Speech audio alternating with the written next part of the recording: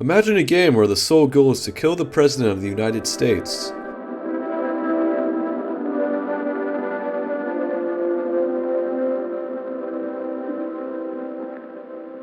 Because it exists.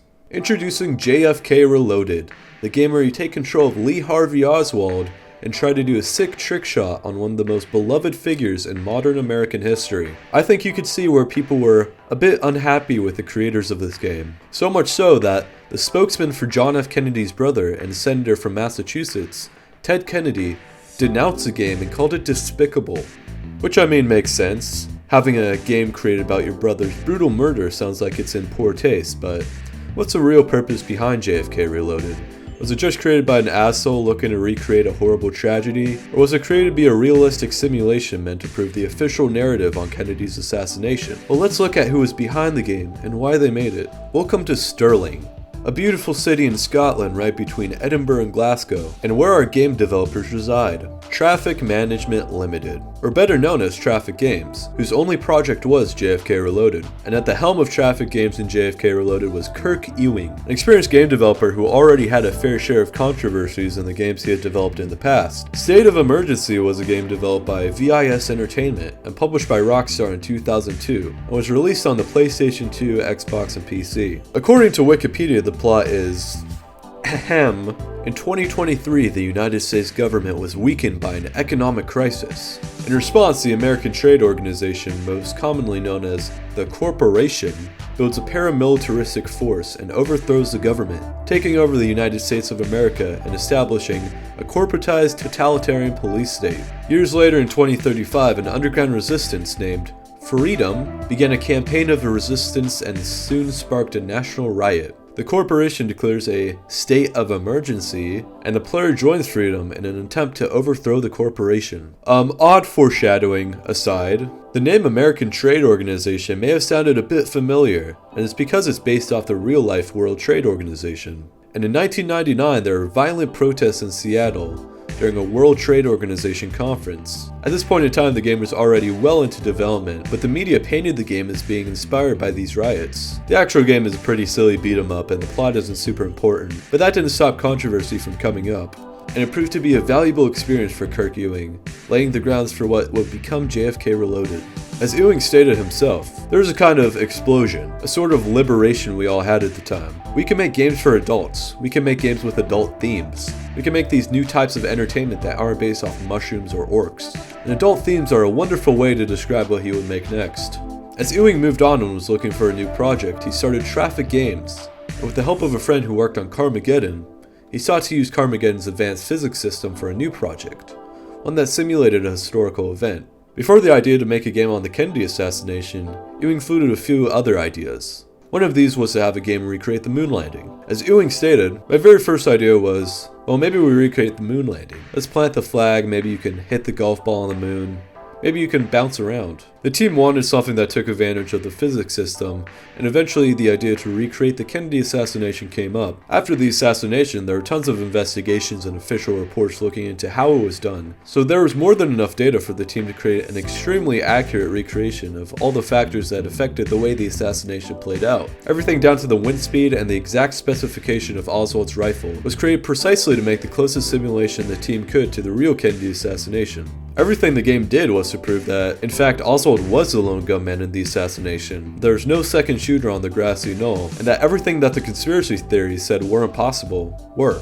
On the 41st anniversary of the Kennedy assassination, on November 22, 2004, JFK Reloaded was released on the game's website with a free demo, with the full game costing $10. At the time, this was a relatively new business practice, as it was the dawn of the age of digital distribution for games. To boost talk and sales about the game, Traffic Games set up a cash prize for whoever could replicate the shooting as close to the real event as possible. The reward was up to $100,000 depending on how much revenue the game grossed, and the competition lasted a month. The winner was a 16-year-old Parisian boy who used the handle Major Koenig and ended up winning $10,712. The game wanted to make a splash and get people talking, which it definitely did, but before we look at the reception and legacy of JFK Reloaded, I think it's time to play through the actual game ourselves.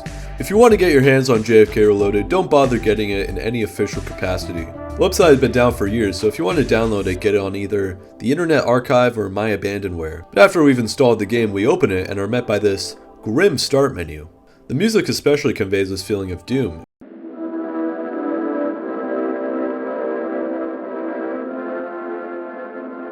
It almost sounds like a funeral procession.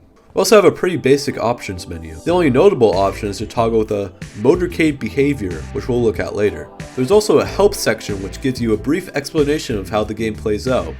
You are about to take the role of Lee Harvey Oswald. JFK Reloaded is a simulation program. Because of this, your bullets travel through the air like real ammunition. This is your opportunity to relive the moment and disprove the conspiracy theories. Remember, Oswald only had one chance, so use your targets wisely. This is a pretty thorough explanation of how the game plays out, especially its emphasis on the realistic metrics of Oswald's rifle. As I explained earlier, you have to hit the exact right places to actually hit Kennedy, which is a bit harder than you expect given it's a moving target. Then we start the game. Dallas, Texas. 12:30 p.m., November 22nd, 1963. The Texas Schoolbook Depository, 6th floor. The weather is fine, we have a rifle. The game opens with the Kennedy motorcade coming down North Houston Street in Daly Plaza in downtown Dallas, which the game makes a very accurate recreation of, except for the lacking of the massive crowd that was there that day. But in this game, we just care about the motorcade. Kennedy's car makes a right onto Elm Street, where we take the shot. I was trying to make it as close to the historical shots as possible. First one missing, the second one hitting Kennedy in the neck and the governor in front of Kennedy in the back and passing through his hand and leg, and the final one hitting Kennedy in the head, killing him. My first shot misses, but the second one only hits and kills the governor, and the one after that hitting Kennedy and the governor again. After our assassination attempt, we get this nice replay of all our shots closer to the car. And then the ballistics information screen, which does a play-by-play on each shot we made. It goes into deeper detail of all the shots we made and where and who they hit. We then have the forensic analysis screen, which shows the amount of points we got for each shot. And as you can see here, I did not do very well. There's a lot of different points where you can mess up, and I tried over and over to line up a perfect shot, and none of them hit, unless I hit him coming down Houston Street. One big feature in this game is the way the motorcade moves and reacts to your shots. After hitting the president, it will speed off, and this guy will sometimes jump on it like he did historically. But you can make the motorcade do all kinds of wild things. In this attempt, I shot the driver of Kennedy's car, and it made him lose control, crash, and kill everyone in the vehicle, which didn't help in the points department. But when you do hit Kennedy in the head, you sometimes get this very graphic animation of his brains coming out of his head, very accurately to what actually happened. You can also edit how the motorcade behaves. It gives you 3 options with realistic, exaggerated, and chaotic. And it's honestly kind of fun shooting all the drivers and watching the cars go into demolition derby mode. But finally I get a solid shot in Kennedy and end up with a score of 511 out of 1,000.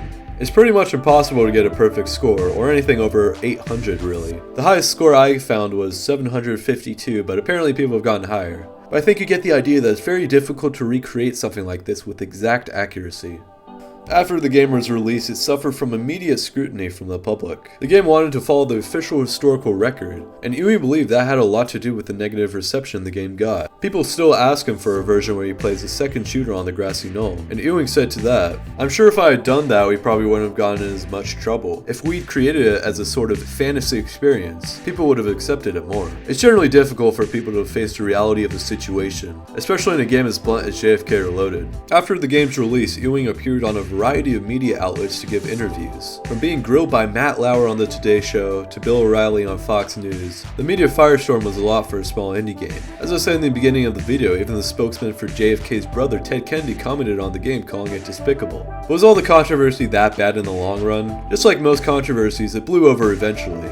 And JFK Reloaded became a footnote in the history of gaming. A very unique footnote at that. It captured a very specific moment in time as much accuracy as it could for the time it was made with the technology they had. For the time, it was a very impressive piece of technology. Big thank you to James Hennessy, who created this Vice article. There wasn't too much information on the background behind who made the game and the aftermath and everything else, so this article really gave me a lot of help in writing this. And if you want a bit of a more in-depth look at everything, then I would recommend either reading or listening to it.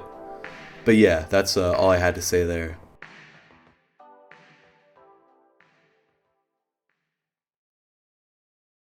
Martin Luther King died with love. Kennedy died talking about something he couldn't even understand, some kind of generalized love, and he never even backed it up. He shut down. Bullshit. Love is the only weapon with which I got to fight. I got a hell of a lot of weapons to fight. I got my claws, I got compasses, I got guns, I got dynamite, I got a hell of a lot to fight. I'll fight, I'll fight, I'll